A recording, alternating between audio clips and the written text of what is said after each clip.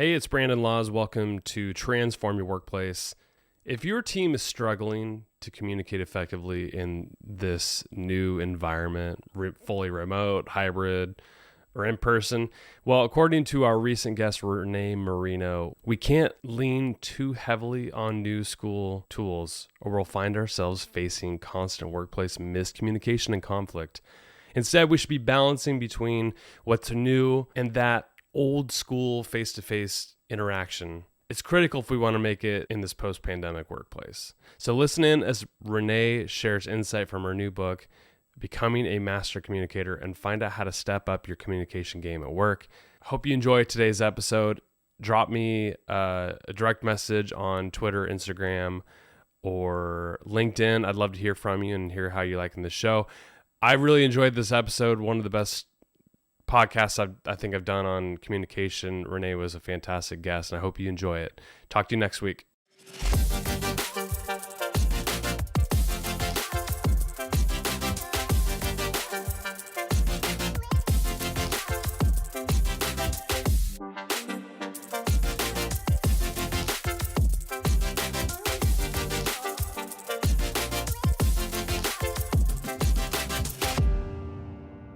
Renee, it's a pleasure to have you on Transform Your Workplace. Thanks for coming on the show. Thanks so much for having me.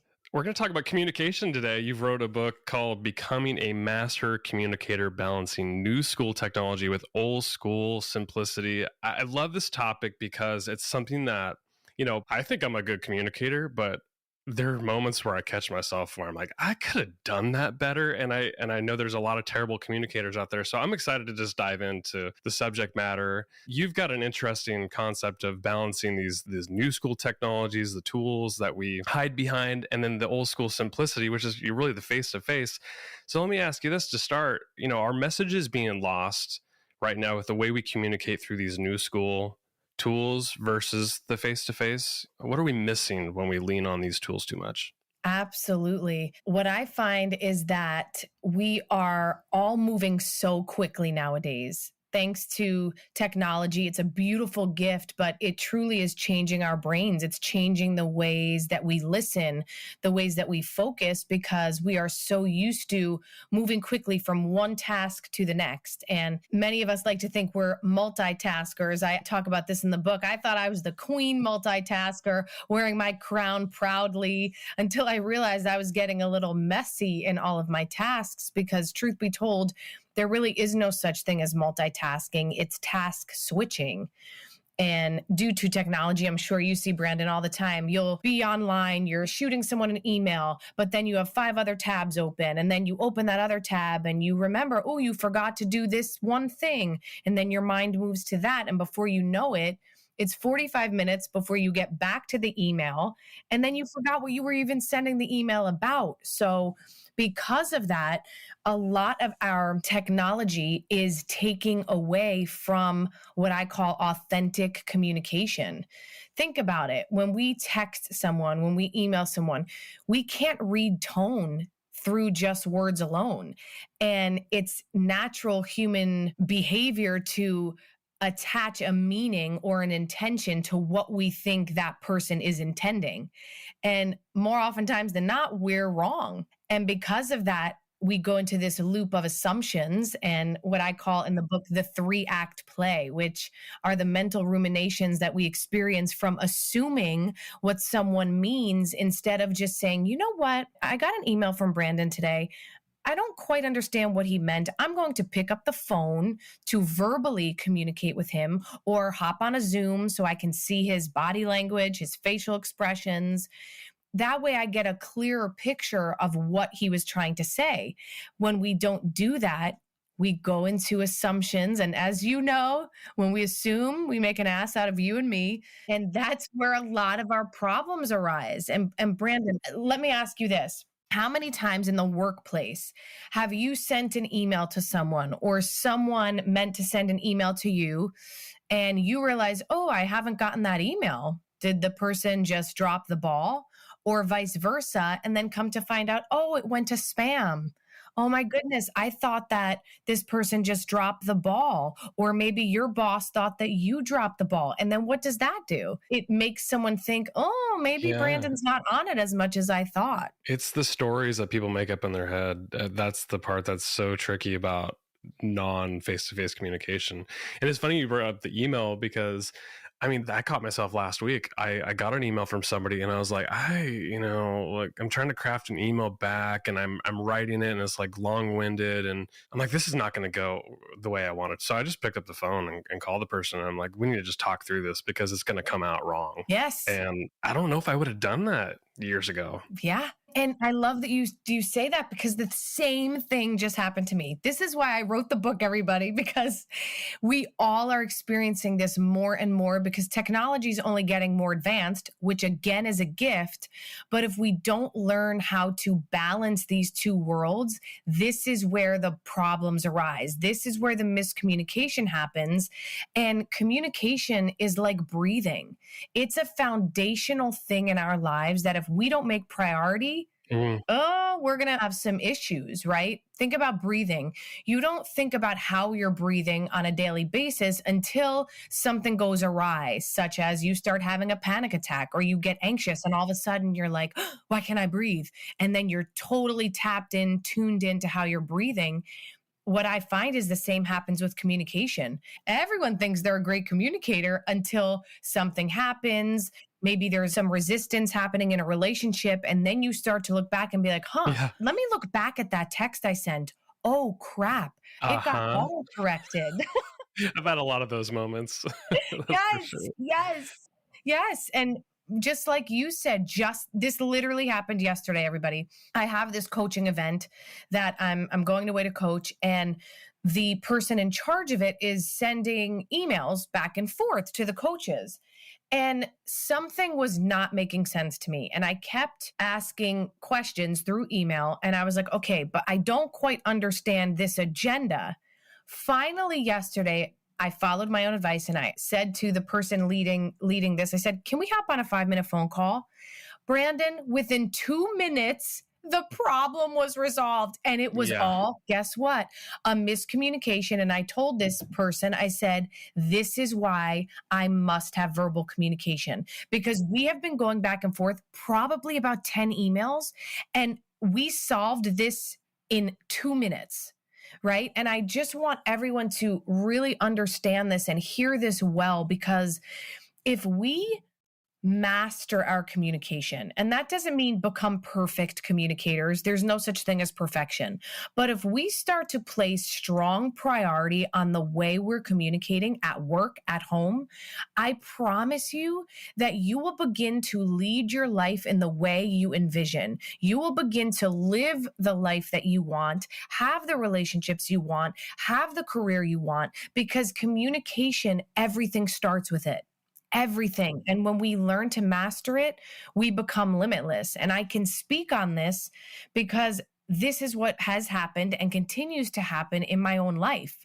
The best times of my life, Brandon, have been when I had really freaking amazing communication and I was being clear and I was listening fully. And I've had the worst times of my life and the hardest times when there was ineffective communication, where communication was happening strictly through text messages or strictly through emails. And I realized this is a problem. And I know I'm not just having it. I know that everyone who lives in this society right now with their smartphones attached to them, like they're an extra limb, is experiencing this. What's interesting to me about the why behind using technology, we use it as a crutch, probably because we think it's easier, simpler, asynchronous, so we can get to it when we need to. We don't need the other person there in the moment. Like you can pick up a text or email whenever you want on your own time. And so we think it saves time. But the example you just gave where you picked up the phone and solved the problem in 2 minutes, that should be the evidence you need right there to say maybe the face-to-face for certain conversations is really important. Yes. And again, it's all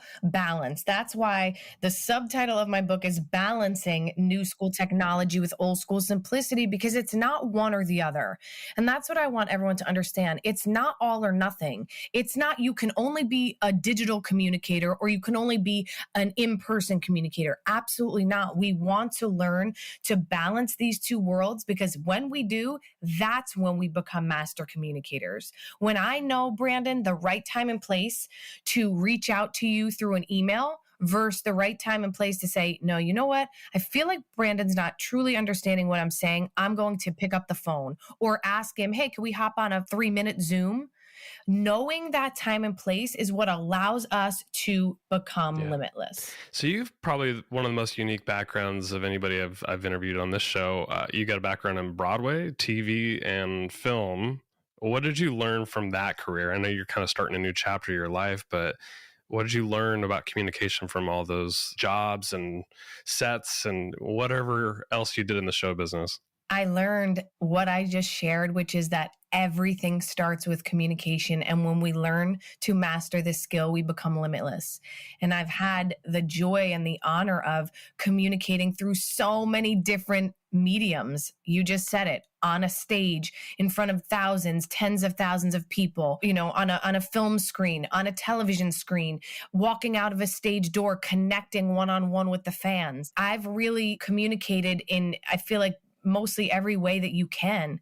And the one thing that holds true, Brandon, is that no matter who you are, no matter what business you're in, no matter how much education you have or how many accolades, if you don't know how to genuinely connect with another human being or human beings, you're not fully living, and you will not live to your full potential. Because I believe what has helped me in my life to achieve some wonderful, beautiful things is not that I was always the best singer in the room or the best dancer or the best actor or even the best communication coach. But what I do give myself credit for is being able to truly connect with people on a real level by being my real self. And that, I believe, will bring anyone further along in their career, no matter what that career is, because we cannot forget we are human beings, and human beings are meant to connect. And when we forget about that, that is when we feel some resistance in our lives. So having the career that I had for over 17 years on Broadway and TV, film, and now being a coach, it's so exciting for me because all of those mediums meld together in a beautiful way. Because the thing that is in common is what I just shared. And I love this quote that Simon Sinek said that I use all the time. We don't do business with companies, we do business with people. And in my training, especially when I help train companies and I help their teams, that's what I'm really assisting them with, which is creating these genuine connections with their clients, with their customers, with their team members, because that at the end of the day is the core of it all. Yeah. It's interesting, like when we hide behind the digital tools, I mean, they're great sometimes, but I think you lack the humanity behind it. Yes. We hide behind an avatar, we just hide in general behind this. And you're right, like we're trying to do business and interact with humans. It's human to human. It's not business to business. It's not business to consumer. It's human to human. And I think we sacrifice a lot when we just hide behind these tools. I would love to offer this challenge to everyone listening. Think about in your own life when you have hired someone for a service. Let's just use the simple example of walking into a car dealership and having someone at that car dealership walk up to you and say like, hey, what's your name? Oh, hey, Brendan. Oh, Brandon, I got to show you this new car that we have today. Oh my gosh, it's a that speed. It's amazing. It has this and that and all these things. And they're telling you about this new car and they walk you over there and you're like, whoa, you're feeling a little overwhelmed because really you came in to look for a new minivan for your 4 children.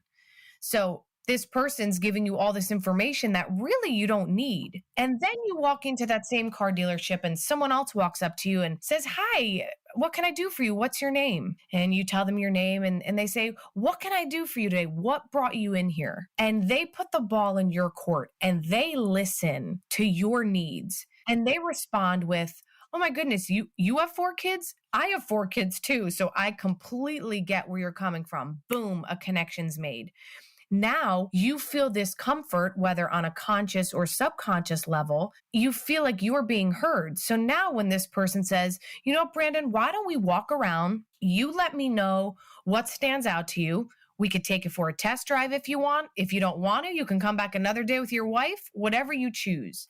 Who would you go with? Oh, the person that sought to understand and yes. and Yes. listen. That's the funny thing about communication is it's not all about like the tactics we use to communicate. It's a lot about listening. Oh, yes. And seeking to understand. Yes, I couldn't agree more. And I say all the time, I believe one of the most crucial components of being a master communicator is being a master listener.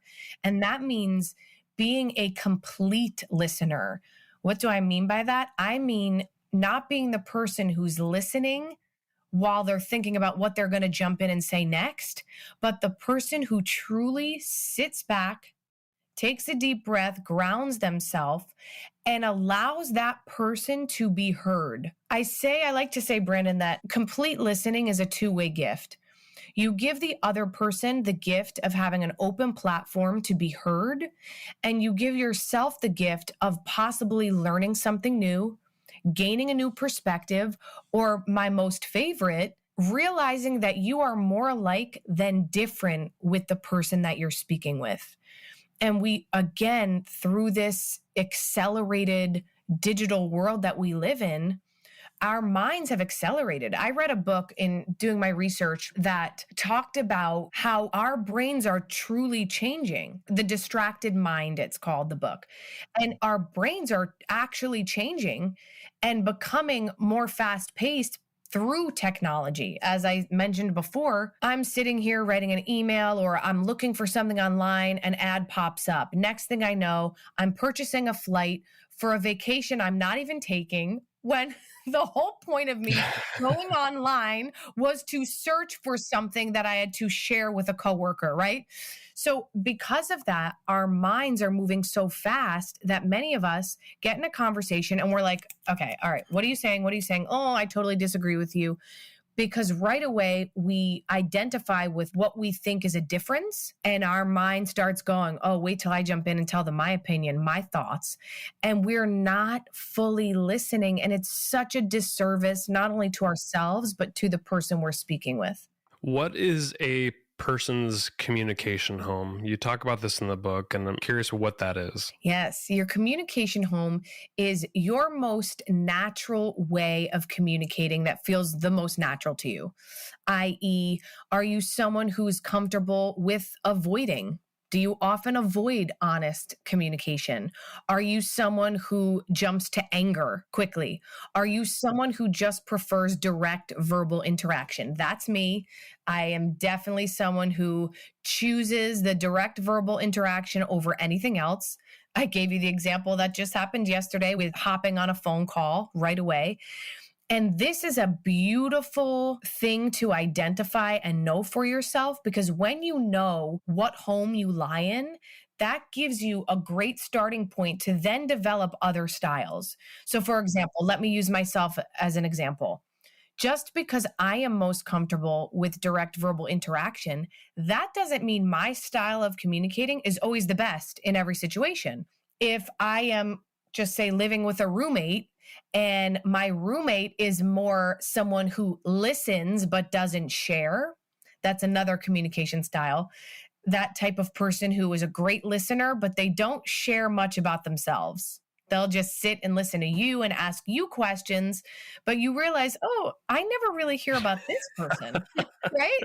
Yeah. So if that's how my roommate is, and I'm constantly going into direct verbal interaction, maybe that doesn't always work. Or maybe there's someone who they're more of an avoider. Maybe they don't want to hear what I have to say at that moment. So I have to understand, okay, I need to take a step back. Mm-hmm. I need to listen a little bit more. And that helps me to become a well-rounded communicator. And a well-rounded communicator is a master communicator. Yeah, I was curious about that just because, like, if you have awareness around your own tendencies, then maybe it makes it easier to flex with other people. Like, okay, I recognize this in myself and I recognize this in them in the moment. And now I can flex my communication style based on who I'm interacting with. The workplace is full of people with different communication styles. And so I think this would be very important to understand what your own tendencies are so you could interact better with others. Absolutely. Am I thinking about it the right way? Yes, that was beautiful. Beautifully said. I'm going to have to clip this so I can let everyone else understand it. That was beautiful. Yes. And I love that you said that. And for anyone, all of our business listeners here, this is so important for you to identify. So if for no other reason for you to pick up this book than to read that chapter and identify this for yourself, this will literally excel you in the workplace more than you can possibly imagine. Because like you just said, we are all different. We are unique. Our communication homes come from our own upbringing, right? The religion we're brought up in, the culture we're brought up in, all of these different factors. And by understanding this and having this awareness for ourselves, we can much better connect with those that we're working with. We know that communication is vital to all relationships. And when it comes to a brand new relationship, how might you go about establishing what our communication norms would be? Would you ask somebody? Like if I have a new employee, let's say, joining my team, should I ask them what their communication styles are? Should I just wait and see? Should I ask certain questions and kind of get a feel for it? Like what would you recommend in a new relationship? I recommend being the change you wish to see, right? Gandhi, I love that quote so much. Be the change you wish to see in the world. I love that quote so much. It's in the book because I always say the best leaders lead by being and not by telling. So what that means is if you want to work amongst great communicators, which I hope that's a goal for any leader or anyone working in general, I'd hope that we all want to be around great communicators because that's the basis of our workplace. That's the basis of our relationships. That means you must be a great communicator. And how do you do that, Brandon?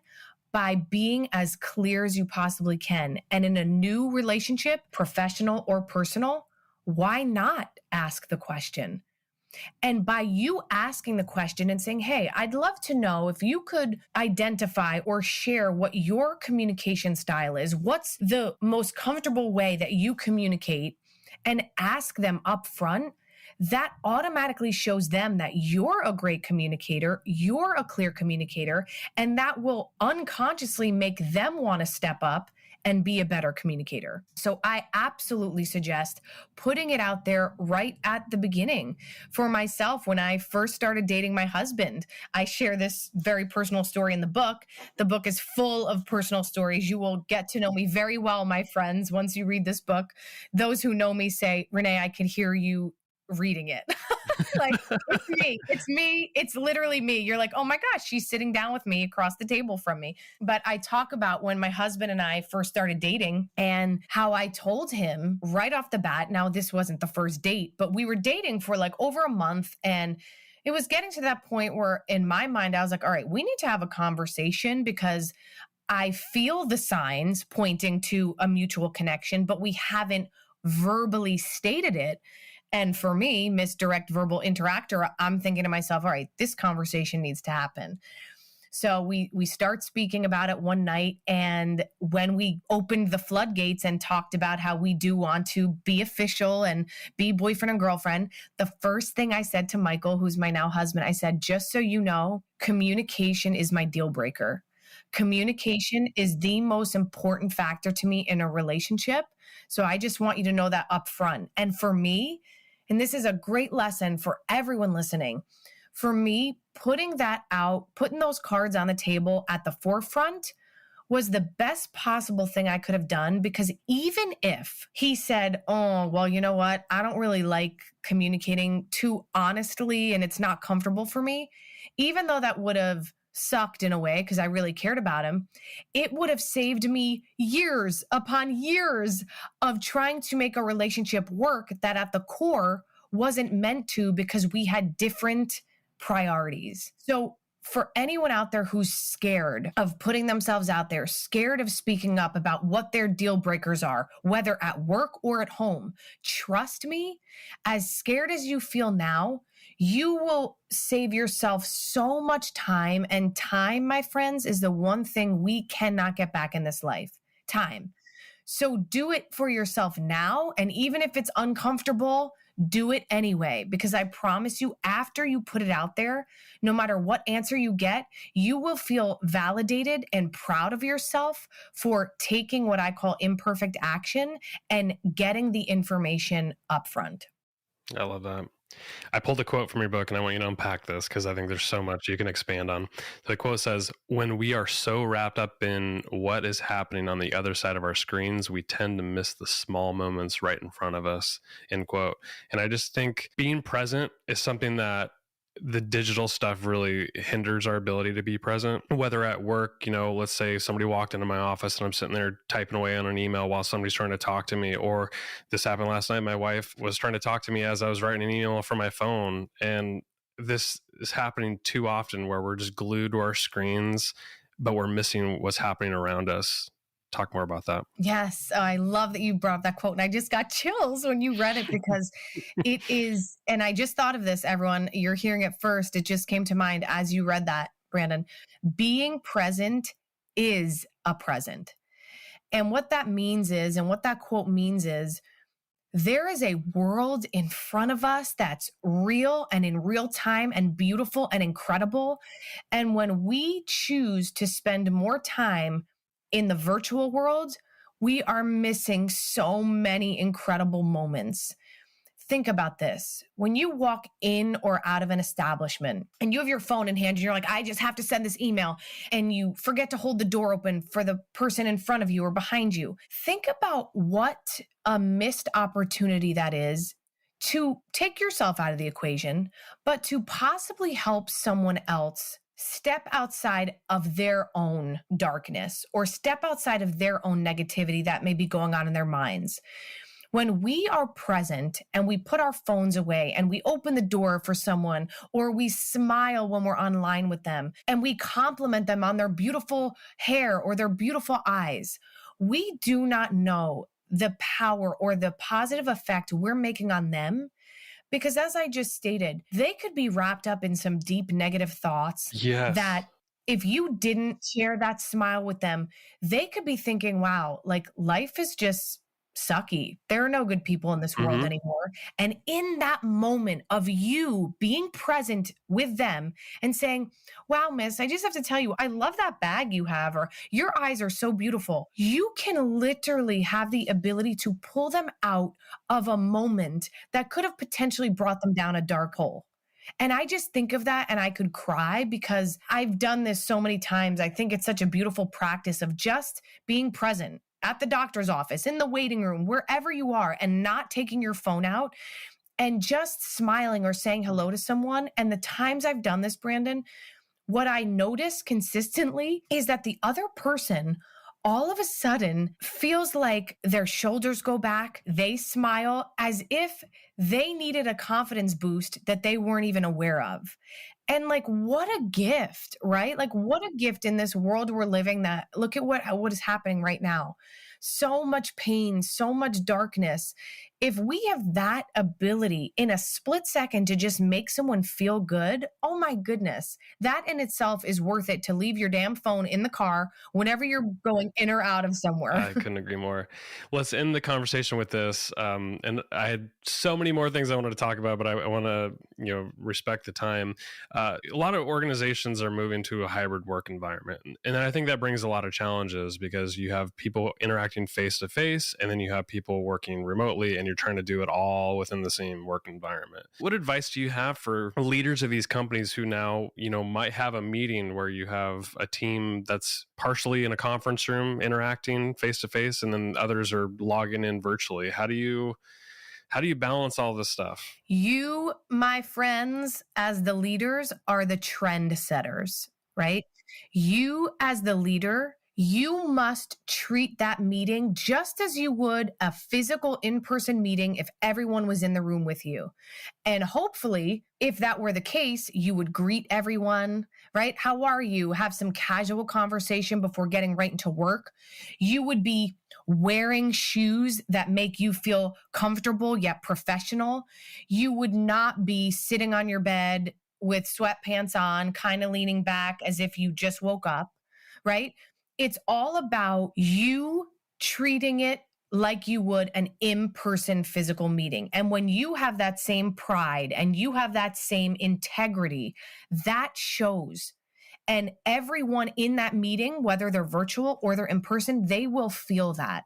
So put in your own brain, even though I'm inside my house right now, right? Or half of us are in our homes, half of us are not. With sweatpants I'm on. going to treat this as if we were all in the same room.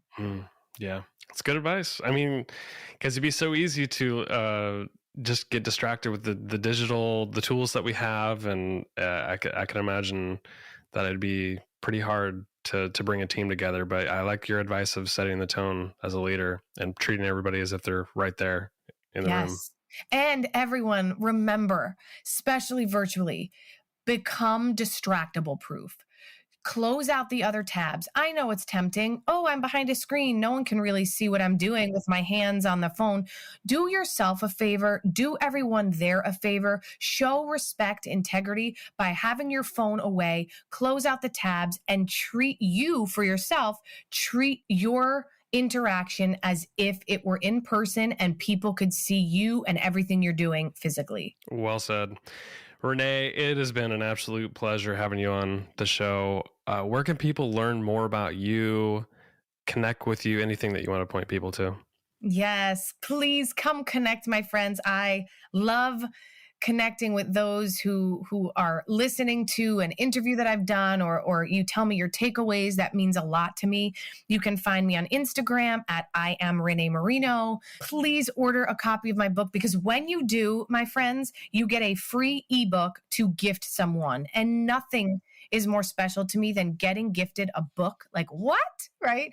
And this is cool because, as you know, Brandon, it's also a workbook. Each section has a reflection section for you to write answers to the questions that are there, which is really powerful. So do yourself a favor, grab a copy. You can grab a copy.